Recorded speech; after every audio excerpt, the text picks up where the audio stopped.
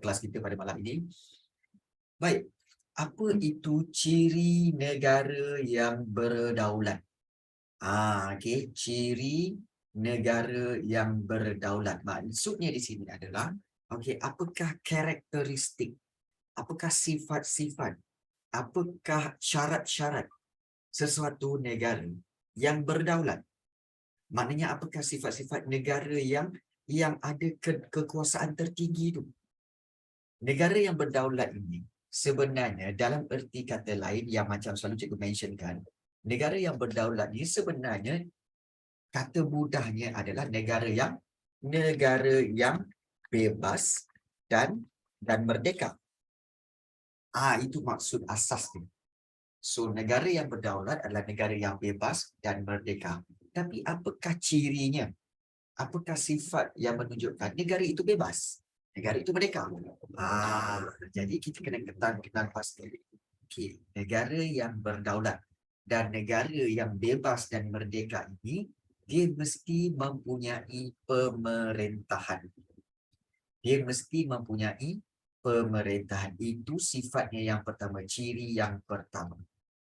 Iaitu pemerintahan negara yang berdaulat, pemerintahan negara yang memiliki kuasa tertinggi, pemerintahan negara yang kita kata sebagai bebas dan merdeka ini, okey, pemerintahan perlu ada dan perlu diwujudkan. Untuk apa? Pemerintahan itulah yang akan menjaga kestabilan politik, menjaga keamanan, pertahanan dan ekonomi. Dan pemerintahan ini akan dijalankan secara teratur, maknanya ada sistematik dia, ada sistem dia. Okey. Dan sebagai contoh, Malaysia. Malaysia ni, negara kita ni adalah sebuah negara persekutuan. Okey, negara persekutuan yang mengamalkan dua sistem, iaitu sistem raja berperlembagaan dan juga demokrasi berparlimen.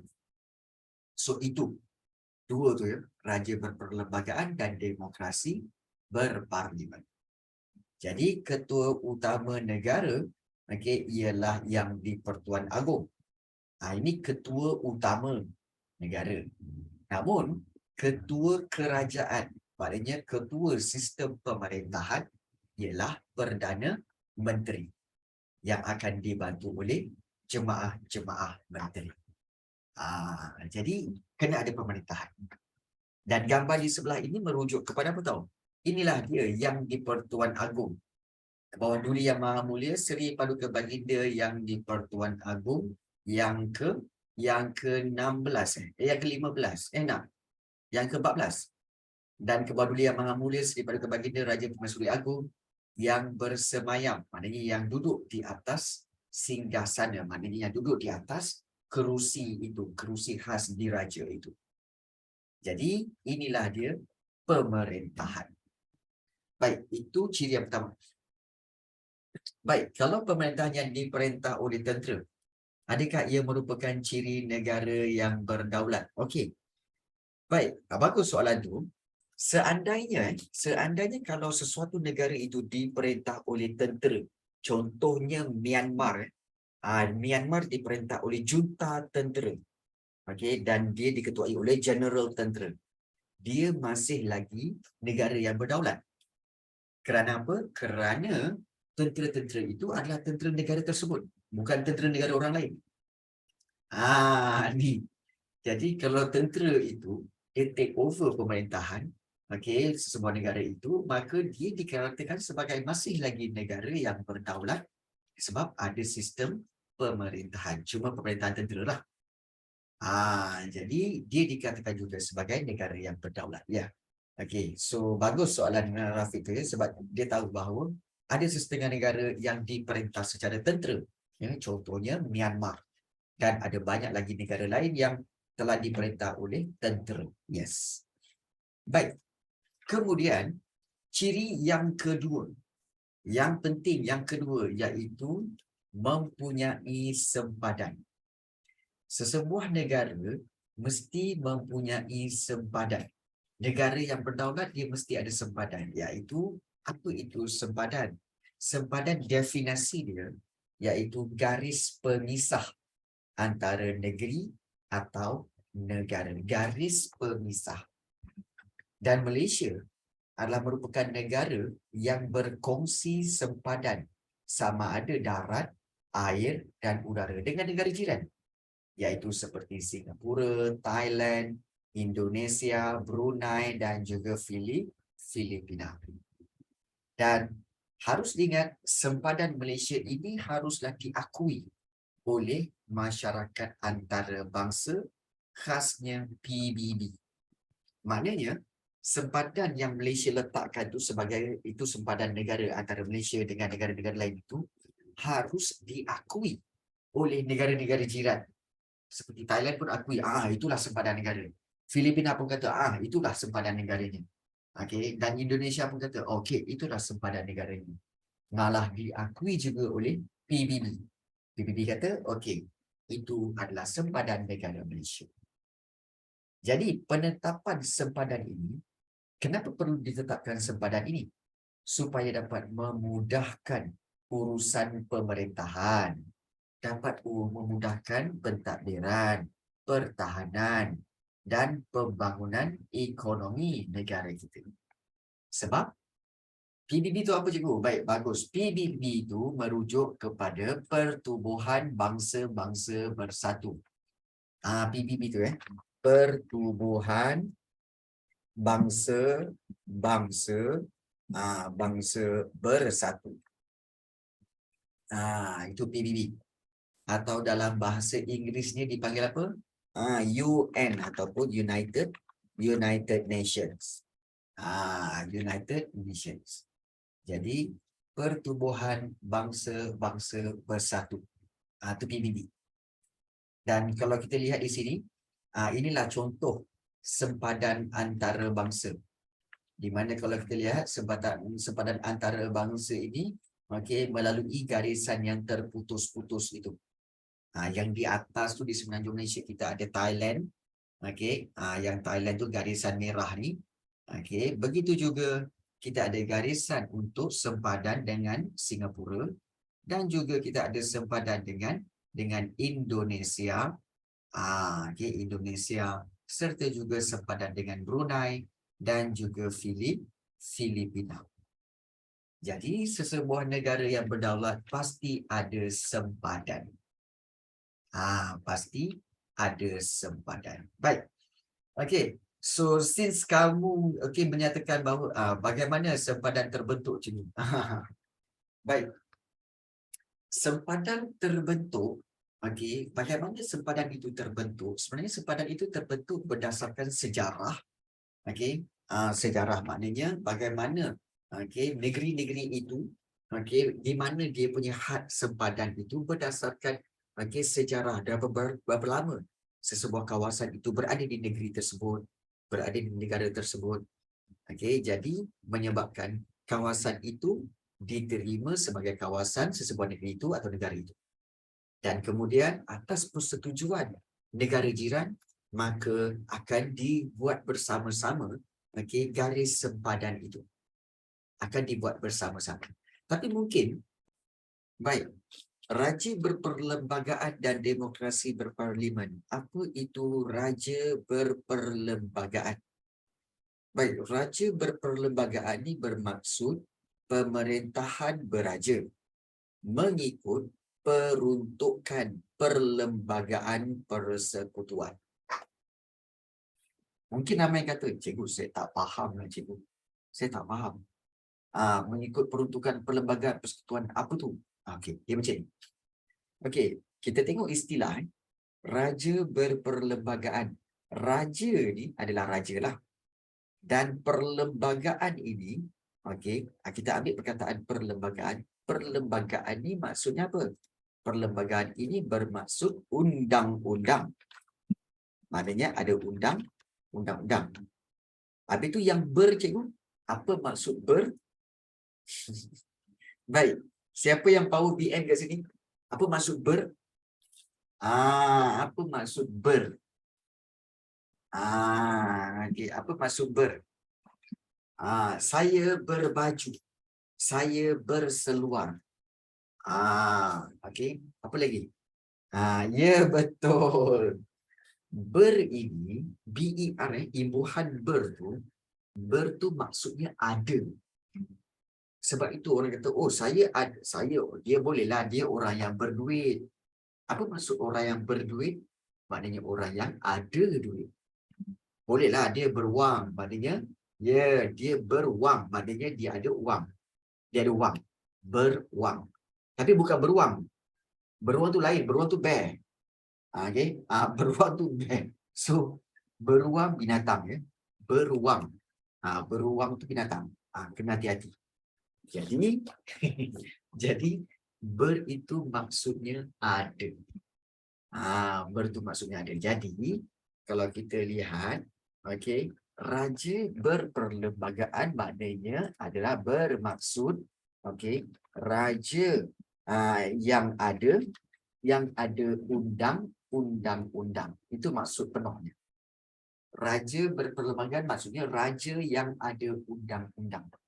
Undang-undang dia apa, cikgu? Undang-undang dia ialah perlembagaan persekutuan. Maksudnya, raja memerintah mengikut kuasa yang telah diberikan dalam undang-undang. Itu maksudnya. Maknanya raja ni, dia akan memerintah mengikut undang-undang yang telah ditetapkan. Itu maksud dia. Baik. Terdapat 3 institusi beraja yang disebut dalam perlembagaan persekutuan. Ada 3 institusi beraja, iaitu yang pertama yang di-Pertuan Agong pada peringkat persekutuan. Kemudian yang kedua, institusi beraja. Institusi beraja maknanya sultan-sultan pada peringkat negeri. Maknanya, apa maksud institusi beraja pada peringkat negeri, cikgu? Iaitu sultan-sultan di negeri masing-masing. Sultan Selangor, Sultan Perak, Sultan Pahang, Sultan Kelantan. Itu dipanggil institusi beraja. Dan satu lagi, Majlis Raja-Raja. Majlis Raja-Raja ini bermaksud perhimpunan ataupun persatuan sultan-sultan. Persatuan sultan-sultan lah ataupun persatuan raja-raja lah. Itu dipanggil Majlis Raja-Raja. So mereka buat apa? Mereka akan, sultan-sultan semua negeri akan berkumpul dan juga mereka membincangkan isu-isu semasa. So itu dipanggil Majlis Raja-Raja. Jadi semua ini yang di-Pertuan Agong ke, institusi beraja ke, Majlis Raja-Raja ke, semua akan bertindak mengikut perlembagaan, mengikut undang-undang. Itu maksudnya. Baik. Kemudian, satu lagi sistem yang diamalkan di negara kita iaitu demokrasi berparlimen. Demokrasi berparlimen ini bermaksud sistem demokrasi. Okey Tasha, demokrasi yang dijalankan secara perwakilan melalui proses pilihan raya. Maknanya, demokrasi yang dijalankan secara wakil-wakil rakyat yang telah dipilih dalam pilihan raya dulu. Dan mereka semua ini, perwakilan ini akan bersidang. Di mana? Bersidang di parlimen. Parlimen. Jadi sebab itu demokrasi berparlimen. Maknanya demokrasi yang ada parlimen. Yang ada parlimen. Yang ada tempat untuk perbincangan wakil-wakil rakyat. Itu maksud demokrasi berparlimen. Okey. Baik. Okey, cikgu sekejap ya. Ciri negara berdaulat yang seterusnya mesti ada perundangan. Mempunyai perundangan. Mempunyai perundangan ini bermaksud sistem perundangan akan menjadi asas basic, fundamental kepada peraturan negara. Jadi sistem perundangan ni penting untuk apa? Baik, soalan selalu tanya, apa kepentingan undang-undang? Undang-undang sebenarnya untuk memelihara kesejahteraan, menjamin keadilan, dan juga untuk melindungi rakyat. Ini penting. Kamu kena berikan poin. Kalau soalan tanya, apakah kepentingan sistem perundangan untuk memelihara kesejahteraan, menjamin keadilan dan melindungi rakyat. Jadi asas kepada sistem perundangan negara ni, apakah asasnya? Semua undang-undang di Malaysia ini mesti berpandukan perlembagaan persekutuan. Okey. Baik, perundangan adalah undang-undang kan cikgu? Ya betul. Perundangan tu sebenarnya undang-undang lah. Kita ada banyak undang-undang Kita ada banyak undang-undang tau. Kita ada bukan ada satu undang-undang. Kita banyak undang-undang. Kita ada undang-undang negeri, kita ada undang-undang persekutuan, kita ada undang-undang jalan raya, kita ada undang-undang bahasa, kita ada undang-undang macam-macam. Berpuluh, malah beratus undang-undang yang ada. Tapi undang-undang itu mesti dia follow undang-undang tertinggi. Undang-undang tertinggi apa? Undang-undang tertinggi itu ialah Perlembagaan Persekutuan Malaysia. Itu undang-undang tertinggi. Jadi baik, apa beza undang-undang dan perlembagaan cikgu? Baik, bagus soalan tu. Baik, sebenarnya undang-undang ini adalah peraturan yang mana apa tahu? Undang-undang ini dia ada peraturan dan seandainya melanggar peraturan, dia ada set hukuman. Itu undang-undang. Undang-undang maknanya set of rules yang mana perlu dipatuhi. Kalau dilanggar, maka akan ada hukuman. Perlembagaan, dia undang-undang juga, tetapi dia undang-undang yang menjadi asas kepada negara. Biasanya perlembagaan ni adalah undang-undang peraturan tertinggi yang menjadi basic asas kepada sesebuah negara. Dan dia kat sini dia tak ada, hukum hakam ni tak ada. Dia tak ada hukuman, kalau orang yang langgar perlembagaan ni apa hukuman dia? Itu kan. Itu undang-undang. Perlembagaan, dia peraturan juga, tetapi untuk negara.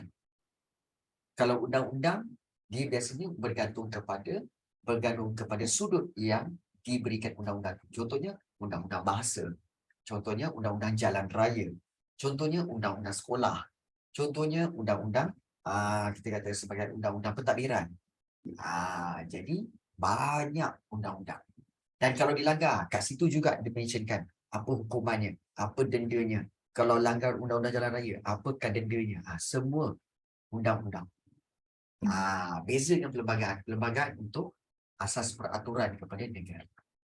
Itu perbezaan dia. Ya. Jadi kamu kena faham dan kita tahu bahawa perundangan ini penting untuk memelihara kesejahteraan rakyat. Okey. Dan siapa, kalau di negara kita ni, siapa yang buat undang-undang cikgu? Sebenarnya yang buat undang-undang adalah parlimen.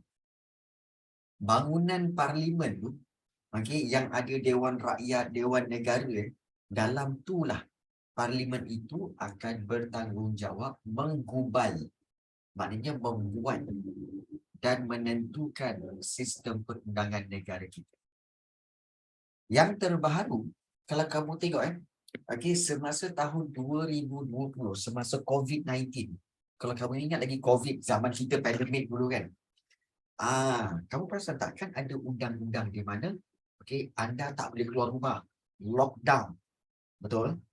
Lockdown, tak boleh keluar rumah. Kalau keluar rumah kena pakai face mask dan kena ada sebab-sebab tertentu sahaja baru boleh keluar rumah. Tapi kalau keluar juga, anda akan didenda RM1,000. Didenda RM1,000 dan sebagainya kan. Itu siapa yang buat undang-undang tu cikgu? Siapa buat undang-undang kena pakai face mask? Siapa buat undang-undang kalau langgar, kalau keluar daripada rumah kena bayar RM1,000 denda? Undang-undang itu sebenarnya dibuat oleh Dewan Rakyat. Parlimen lah. Parlimen yang buat undang-undang kawalan penyakit COVID-19 dulu. Jadi parlimen yang buat. Dewan Negara tak ada kuasa untuk mengubah undang-undang kan cikgu? Okey, baik, bagus. Sebenarnya dia satu proses tau. Nak buat undang-undang ni bukan senang. Bukan simply said and done. Bukan. Sebenarnya nak buat undang-undang ni dia ada proses. Mula-mula proses dia ialah dimaklumkan nak buat undang-undang di mana dulu? Dia mula-mula buat undang-undang di Dewan Rakyat dulu. Dewan Rakyat yang ada wakil-wakil yang dipilih melalui pilihan raya tu kan. Semua ada 244 orang. Mereka akan mendengar. Okey, kita akan keluarkan satu undang-undang tentang COVID-19. Okey, kita akan bahaskan. So dalam Dewan Rakyat tu bahaskan. Okey, apa yang boleh, apa yang tak boleh, apa yang perlu, apa yang tak perlu. Hukuman dia apa semua sini semua kan. Okey, detail. Okey, bila dah dicatatkan semua undang-undang di Dewan Rakyat tu, selesai proses di Dewan Rakyat, okey, undang-undang itu dipanggil draft. Draft undang-undang itu akan dibawa ke Dewan Negara. Dewan Negara apa fungsi dia? Dewan Negara akan meneliti undang-undang tadi. Undang-undang Dewan Rakyat tadi. Sebab Dewan Negara adalah di kalangan orang-orang yang ekspertis, yang pakar-pakar. Maknanya yang pakar dalam bidang kesihatan, yang pakar dalam bidang ekonomi, yang pakar dalam bidang tentera dan pakar sebagainya lah. Itu dalam Dewan Negara. So diorang lah yang akan tengok. Okey, kalau menurut kami lah Kementerian Kesihatan ikut kepakaran saya dalam bidang kesihatan, face mask ni dia mesti ada dia punya dia punya jenis-jenis dia seperti 2 ply ke 3 ply ke 3 lapis ke kan, dan cara penggunaan kena detailkan. So Dewan Negara akan enhancekan undang-undang tadi. Dewan Negara akan perincikan dan perbaiki undang-undang yang dibuat oleh Dewan Rakyat tadi. Bila Dewan Negara dah bincang-bincang setuju, Dewan Negara akan bawa undang-undang tadi pergi ke Agong. Untuk apa? Untuk diluluskan.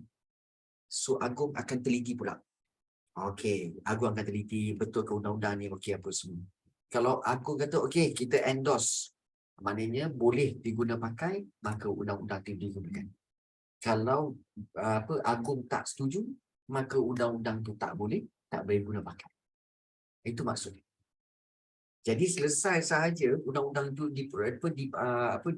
diteliti oleh Yang di-Pertuan Agong, maka okey, bila Agong dah setuju, okey, undang-undang tadi dibawa turun semula ke Dewan Negara dan kemudian dibawa turun semula ke Dewan Rakyat untuk dikuatkuasakan. Nampak tak? Dia punya proses tu. So Dewan Rakyat ada, Dewan Negara ada, Agong pun ada. Jadi itu proses menggubal undang-undang atau membuat sesuatu undang-undang. Okey. Okay. So itu tentang proses menggubal undang-undang, mempunyai perundangan. Dan kalau gambar kamu lihat di sini ya. Okey. Kalau kamu lihat di sini, ini adalah Dewan Negara. Ini adalah Dewan Negara, di mana yang tengah-tengah ni adalah Yang di-Pertuan Agong. Okey, dan di kalangan di sini, okey, yang duduk di sini adalah okey, ahli-ahli yang para pakar-pakar dalam bidang masing-masing. Siapa je yang ada dalam Dewan Negara ni, cikgu? Pakar-pakar, expertise.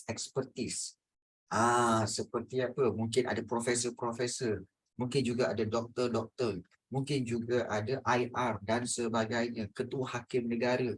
Maknanya yang jawatan besar dan juga berpangkat serta berilmu, mereka kat sini. Mereka kat sini, Dewan Negara. Itu dipanggil Dewan Negara. Orang-orang yang dipanggil Dewan Negara ini, okey, dipanggil senator. Menteri pun termasuk ke? Menteri jarang ada. Biasanya menteri ada kat Dewan Rakyat. Menteri kat Dewan Rakyat. Okey, menteri di Dewan Rakyat. Ada Dewan Negara. Baik. Dan juga yang terakhir, okey, sudah ada undang-undang dan yang terakhir mesti mempunyai rakyat. Siapa melantik pakar-pakar di Dewan Negara? Bagus soalan itu. Yang melantik pakar-pakar di Dewan Negara itu sebenarnya adalah lantikan Yang di-Pertuan Agong. Lantikan Yang di-Pertuan Agong dan juga di bawah nasihat Perdana Menteri. Di bawah nasihat Perdana Menteri. Jadi kita tahulah dia bukan lantikan daripada pilihan raya, bukan. Daripada lantikan Yang di-Pertuan Agong atau juga Perdana Menteri. Baik. Kemudian kalau kita lihat untuk rakyat, sesebuah negara yang berdaulat, kalau kita lihat Sebuah negara yang berdaulat, kita tahu tadi, okey, mempunyai pemerintahan, mempunyai sempadan, kemudian juga mempunyai perundangan dan juga apalah guna ada undang-undang, ada sempadan, ada pemerintahan. Tapi kalau tak ada rakyat, sesebuah negara mesti mempunyai rakyat. Jadi, rakyat ni siapa? Rakyat ni ialah penduduk di sesebuah negara. Dan rakyat ini akan terikat, maknanya rakyat ini akan perlu mematuhi undang-undang dan peraturan yang dikuatkuasakan oleh pemerintah. Sebagai contoh, rakyat negara kita ini terdiri daripada pelbagai kaum, agama dan adat resam. Mereka ini disatukan melalui satu bahasa dan juga satu kebudayaan, rukun negara serta identiti nasional yang sama. Jadi ini dipanggil rakyat. Iaitu para penduduk yang tinggal di sesebuah negara tersebut. Jadi kalau kita lihat, ciri negara berdaulat menjadikan Malaysia, memang Malaysia ni sebuah negara yang mempunyai identiti yang unik. Kenapa unik, cikgu? Sebab sistem pemerintahan kita, raja berperlembagaan dan demokrasi berparlimen. Memang unik. Kemudian juga sempadan negara kita. Ada sempadan air, sempadan di udara, sempadan di daratan. Bersempadan dengan banyak negara. Itu keistimewaan kita. Kita ada perundangan. Yang mana perundangan itu, prosesnya perlu mengikuti proses-proses di parlimen. Yang akan dibuat di parlimen. Dan paling penting, kita ada rakyat yang mana rakyat kita bukan daripada satu bangsa, tetapi banyak kaum, daripada pelbagai kaum yang bersatu di bawah satu bahasa, satu kebudayaan, rukun negara dan identiti yang sama. Jadi, inilah dia empat ciri negara yang berdaulat. Ya, 4 ciri negara yang berdaulat. Jadi, kesimpulannya, kalau kita lihat di sini, kita perlu memahami betapa pentingnya menjiwai dan pentingnya mempertahankan identiti negara. Supaya negara luar akan menghormati kedaulatan Malaysia. Kita unik. Jadi, sebab itu, cikgu agak kurang gemar kalau ada orang kata apa tahu. Cikgu, kenapa Malaysia tak macam Singapura juga? Tengok Singapura maju. Ada itu, ada ini. Kan? Kenapa kita Malaysia tak contohi? Singapura macam tu, cikgu. Ramai yang mempersoalkan macam tu. Baik, harus diingat bahawa sebenarnya Singapura tu sebuah pulau yang kecil. Malaysia ni sebuah negara yang besar. Undang-undang pun berbeza. Kalau katakan macam Singapura tu, dikatakan bahawa kalau kamu buang sampah, terus ada kamera yang boleh menangkap gambar kamu buang sampah dan tak lama kemudian akan ada pegawai datang memberikan saman kerana kamu buang sampah. Itu di Singapura. Di Malaysia ni kalau nak buat macam tu, Malaysia ni besar bang. Jadi kita tak bolehlah kita menggunakan sistem yang sama seperti mana Singapura buat macam tu. Tak bolehlah sebab negara kita besar. Jadi janganlah kita buat perbandingan yang tak setimpal. Ibarat kita membandingkan apple dengan durian. Kau tengok apple, tak sedap. Tengok macam durian, tak apa-apa tak. Mana boleh macam tu. Kalau nak banding durian dengan durian, apple dengan apple, barulah betul. Jadi kesimpulannya berbanggalah kita dengan identiti negara kita yang sedia ada. Okey? Baik. Kan cikgu marah. Tak, cikgu tak marah kan. Tapi cikgu kan agak macam ralat lah. Ada juga orang macam kan. Kan. Macam tak fikir sebenarnya kan. Itu yang pelik. Tapi tak apalah. Nanti kalau ada orang-orang macam tu, kita ingatkan. Ya. Tapi kita pun ada keistimewaan kan. Negara kita ada keistimewaan dia. Kalau di Singapura, nak cross jalan raya, kena pergi kawasan tapak petak tu, kena tekan butang kat tepi, kemudian kena tunggu. Bila ada lampu tu tukar daripada merah kepada hijau, baru kamu jalan. Malaysia tak. Malaysia cukup dengan angkat tangan. The power of hand. The power of hand kau. Jalan gini je. Okay. Ya. Gitu. So, the power of hand. Begitu saja terus kita, okay. Kita slow kau. The power of hand. Malaysia, the power of hand. Mana nak dapat?